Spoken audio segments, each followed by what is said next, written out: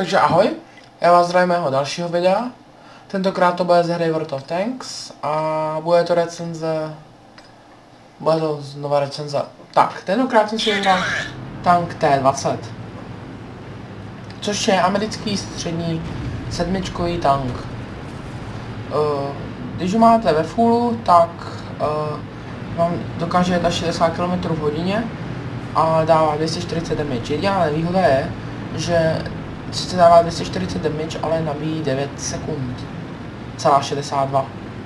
Což není úplně nejlepší. Ale jak za chvíli uvidíte, tak to není úplně špatné dělo. Tak. Pancíř. No. Není nějak oslnivý, ale na to, jak tento středák jezdí rychle, tak si myslím, že je dost dobrý.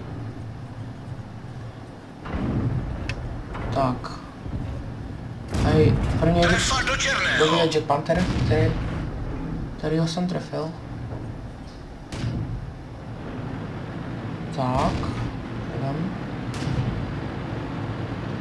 No jinak, opět je to se záznamu, tato bitva, protože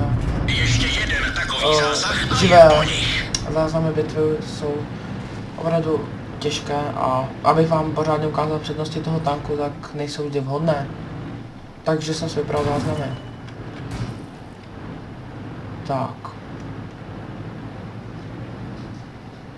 Takže teda tam byl Jack Panther. Jinak tento tak není to zrychlený, nebojte, ale opravdu je velmi rychlý. Teď to není zrychlený, jo. Takže velmi rychle se otáčí a je rychlý. K tomu pancíře samozřejmě není to úplně nejlepší, ale tak co byste chtěli u takového rychlého tanka. Ale něco odrazí, ale moc toho neodrazí, ale myslím, že to je dobrý.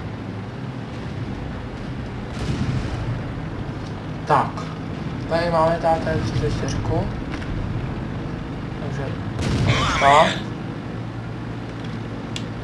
Vidíte, že toto dělo má přednosti, že je skutečně přesné a má dobrou průbojnost. Takže to je výhoda. Tak. Vidíte, tady jsem se snažil postavit, že to tam budu odstřelovat, ale mi to nevyšlo. A pak se tady ukázala KV1, tak... Dorazili jsme ho. Vidíte, že je to dobré mělo. Tak.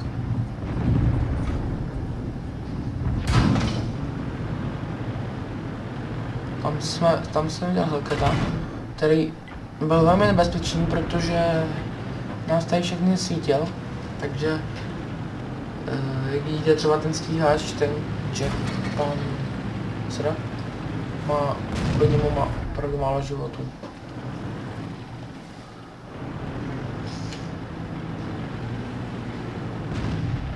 Tak. Tady tento Jack Panther, to byla asi největší hrozba. Ale teď se schoval za skálu, ale za chvíli se stal velkou přítěží pro moje životy. Tak, to můžu trošku zrychlit. Hodně. No, tady vidíte, jsem to od něj dostal. Ne, tady to ještě nebylo od něj, tady to bylo... Nevím od koho. To jsem neviděl v té bitvě, takže bohužel vám neřeknu. Tak a tady jsem se snažil přejet a abych byl blíž odstřelovat, jenže on se tam snažil jet, za to já jsem se zastavil, což byla chyba, abych se mi ukázal zaměřit, ale nakonec jsem ho zabil, ale stále mě to byl životu. A ten byl zatím poměrně vyrovnaný. Pás funguje, můžeme zpět do akce. Tak jsem zase jel dál. Tak, tady se objevila Artina už. Ale tady ještě ten Hellcat, který chtěl dělat potíže, to už byla bitva 10-6. Vypadalo velmi nadějně. Vidíte, ani si nemusím zaměřovat do odstřelovačského módu, abych ho střelil. Tak, a teď tady to dělo, tady ta Artina. A nevím, jestli mi teď tady vidíte, že jsem mu ubral na jeden život. pistole prošla přímo skrz. Což jakože bylo blbé. Ale nevím, jestli se tam ten netrefil, nebo jestli mi ho nechal. Ale každopádně... Nepřátelský tank zneškodněn. Jde -1, jak jsem se ho zapl, no. A tady už jsem tady už jsem si dal pro tu T29. Mezi tím, co tam pojedu pro tu T29, tak ohodnotím tohoto tanka. Tento tank je velmi dobrý.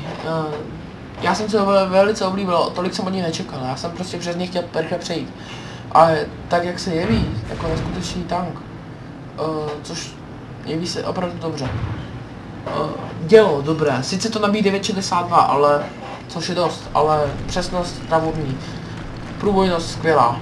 A prostě když se to zkombinuje s tou rychlostí, tak je to super. Dal bych mu... No určitě bych strhl bod za... určitě bych strhl bod za pancíř, což se dá u středáka ale čekat, ale samozřejmě nemůžu mu dát 10, protože za pancíř a možná za to nabíjení.